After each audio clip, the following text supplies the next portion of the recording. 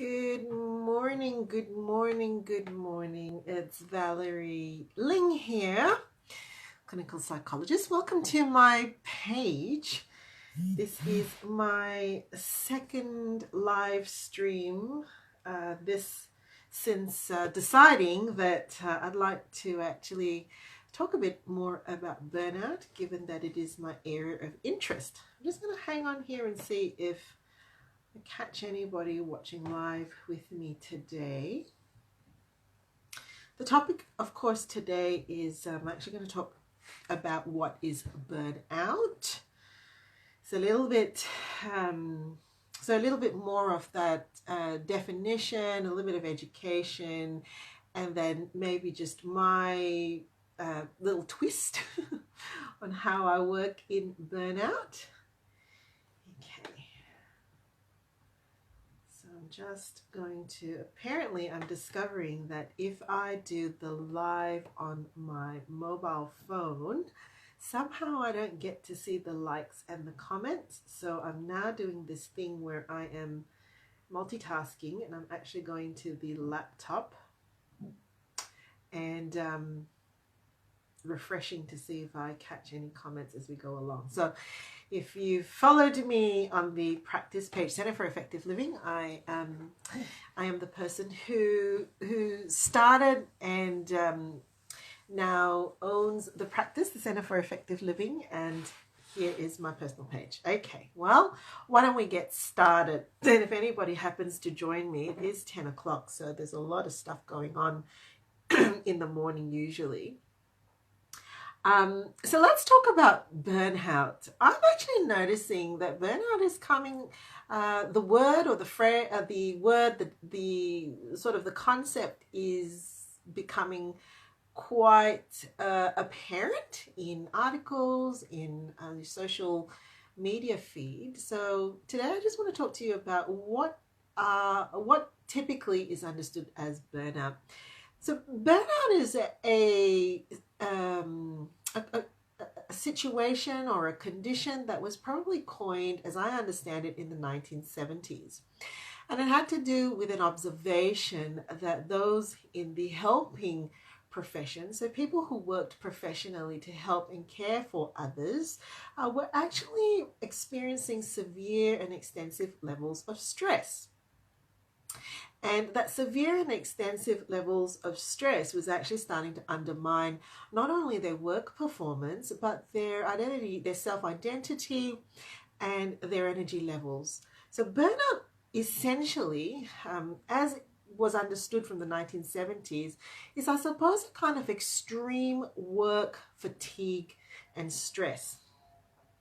Now, the Maslow burnout inventory probably came to be the more popular and the more recognized way of actually measuring burnout. And it has three components, or the idea is that burnout has got three elements, three clusters of symptoms or areas of symptoms that if you're experiencing those things in those three areas, you probably are experiencing burnout. So what are those three areas? Well, first of all, extreme physical and emotional exhaustion. So the point where you're actually getting out of bed or struggling to get out of bed to actually do the things that you need to perform at work. So physical and emotional exhaustion. The second is a degree of cynicism and a kind of a detachment, like what's the point anyway? Not actually wanting to interact with people, especially the people that you're helping, and starting to actually feel like you want to actually withdraw from the work. And the third area is an impacted sense of accomplishment and a sense of achievement. So really not feeling like you're actually making that difference that you want to make, that you're actually not achieving or accomplishing the things that you feel are meaningful to accomplish. So those three areas typically, when measured and if significantly impacted, start to suggest that, okay, someone is experiencing burnout. If that's something that you've come across, please do send me a like or shout me a comment, because in the professional literature, burnout's probably something that is defined and then gets redefined. And is it only in the helping professionals? What about in everyday life, people who care for others? mothers, people who are juggling lots of roles in their world and in their life. Now, the important thing about burnout, and probably the reason why I'm quite passionate about it as a clinical psychologist, there's lots of overlap with depression. So, diagnostically speaking, burnout does share quite a lot of similarities with depression, particularly because it impacts a sense of self-worth, it impacts your sleep, it impacts your mood. It gives you really a sense of impacted memory and concentration. And so sometimes there's this kind of a toss-up of, am I burnt out? Am I actually getting depressed? And people that I generally work with are really quite concerned about that. So I would suggest that in any case, when you're feeling these things, it is probably best to speak to a health professional. Start with a doctor, probably then take it from there to see if what you're experiencing is the product of a work impacted situation in which burnout starts. In other words, the thing that you're working in starts to impact those three areas. But if held in that prolonged stress state, can spill out and start to impact your other identities and your other roles, whether it's your personal life, and it feels like even though you're out of work, the mood just isn't lifting. All right, so that's some of the technical stuff in terms of the definition of burnout. What I would like to now talk about is what brings about this state of burnout. Well, here's a little illustration that I have for you. If you have a car, right, and by and large, it's a good sturdy car, right? It's got all its mechanical bits and pieces working, and all the parts are there, and it's got a purpose, it's got a function. It's meant to get someone from point A to point B, right? And you've got a petrol tank. And as long as the mechanical bits or all the components of the car is working and it's being maintained and taken care of, and you pump in the fuel into the tank, that car is going to go chugga chugga chugga chugga chugga chugga chugga chugga. Now, if you clock up a certain number of kilometers, right, you start to get some wear and tear, and the more kilometers it clocks up, you get more wear and tear, and the more maintenance is required. I guess for me, that's what burnout is about. Right. And I suppose the myth that perpetuates burnout for some of us who help and care for others is we actually forget to turn the lens to ourselves and look at really the two components that are going to help us go the distance, the mechanical and the physical components, as well as the tank. What's in the tank that's resourcing us to go to do the work that we're doing?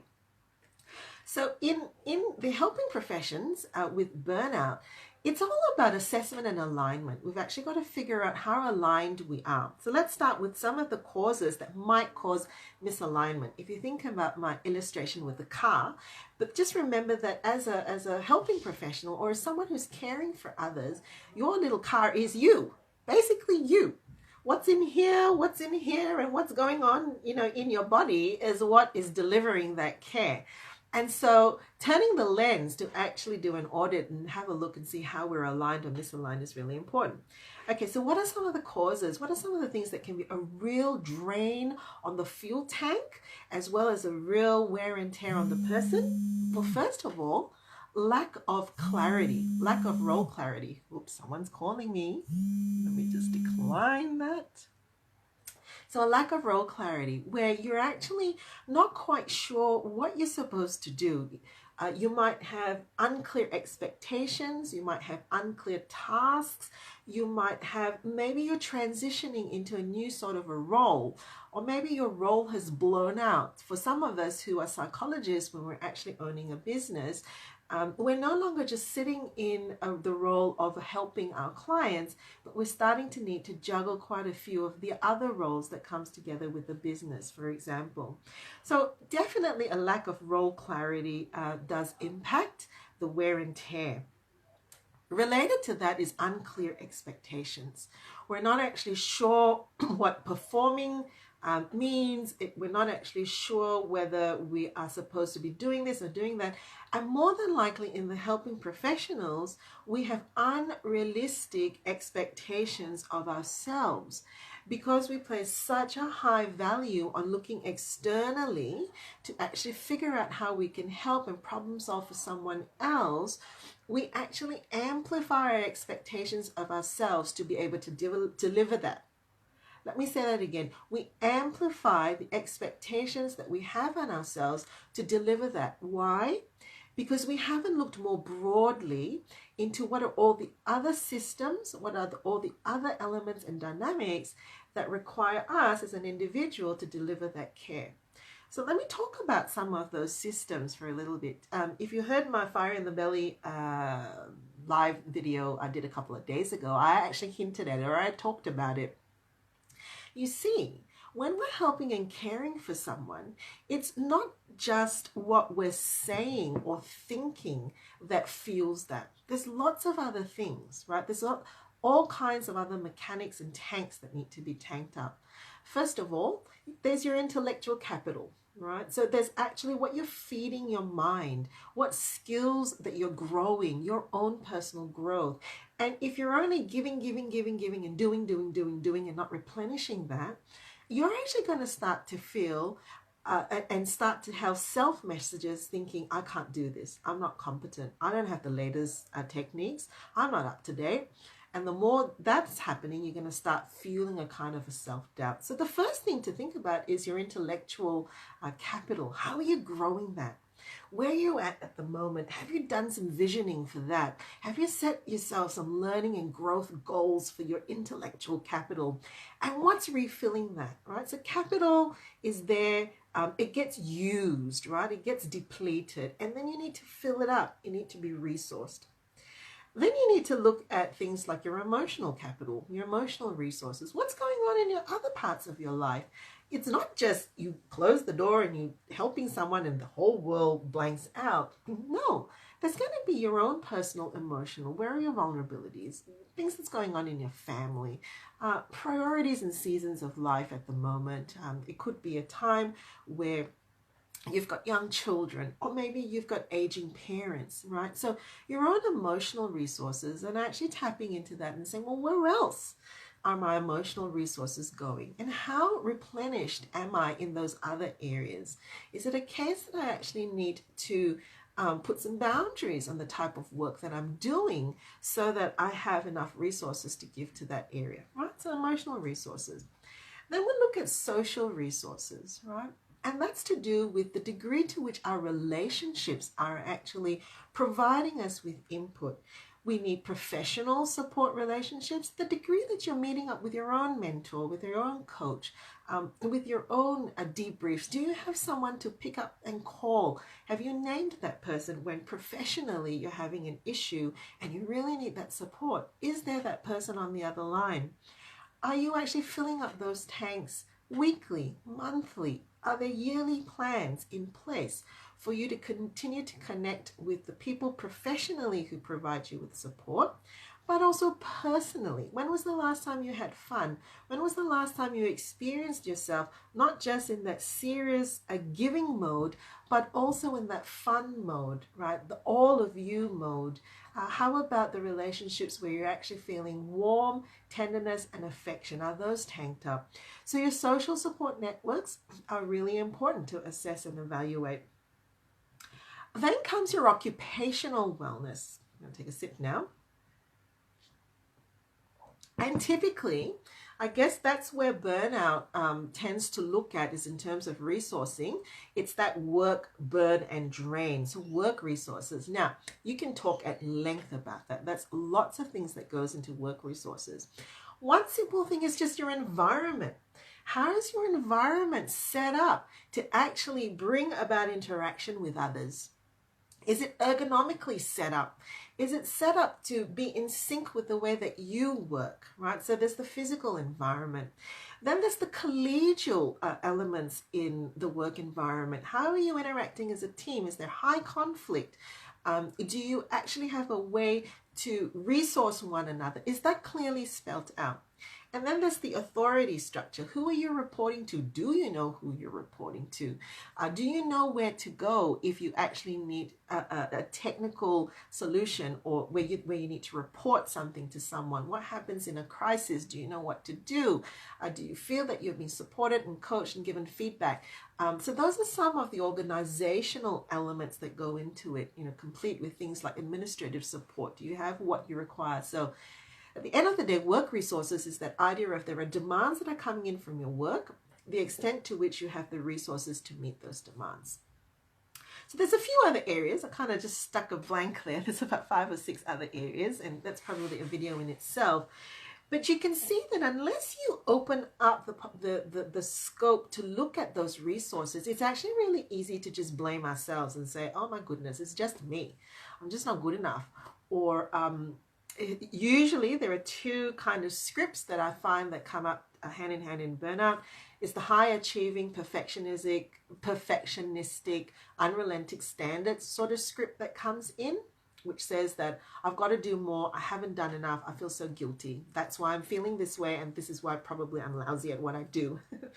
And the other is really that need to please, that sort of feeling like I've got to, that person has to like me, or I've got to do more because I'm not connecting with them, or my team or my boss, we're not connecting, I'm feeling like I actually really just need to keep doing and keep going to please. And if you're a business owner, that extends to things like your landlord, your accountant, your legal team. Right. So those 2 scripts. Now, you can sort of dig in and figure out where that comes from. I had a supervisor who had a fascinating piece of research, and she actually looked at the families that we came from and helping professionals in terms of their expectations for themselves. But I'm not going to go there today. Right, so that's just a couple of causes of misalignment. But essentially what happens is the person starts to then be misaligned with their role and their fit. And more insidiously, it's not just the physical body, that self-care stuff that then gets impacted. What also gets impacted is a sense of my values are not being expressed. Culture is a real issue here. I'm no longer sure, my hands are going down. I'm no longer sure if I'm actually cut out for this work. I'm not surviving. I'm drowning. Things are going down and going down and going down and going down. And once it goes to that level, I'm not surviving, I'm not drowning, I'm not good enough, that's really hard for someone who helps and cares others, because fundamentally, we are the little car. It's us. And when our sense of self-worth and accomplishment and competency and confidence and our values are really impacted in the work that we're doing, burnout becomes a real issue. Okay, so that's why I talk about it's not just about bubble baths and candles. It's really an assessment, regular assessment of alignment in all your capital, reserves and resources, as well as the sense of your core alignment with your values and the meaning, and that you feel engaged and resourced to do what you need to do. Now that's really technical. Bear in mind that I do give lots of talks, and they're usually 90 minutes to actually unpack some of this, but very happy for you to put your comments or your questions, and even if you're watching in the replay, I will most certainly come back to it. Thanks for watching. Bye.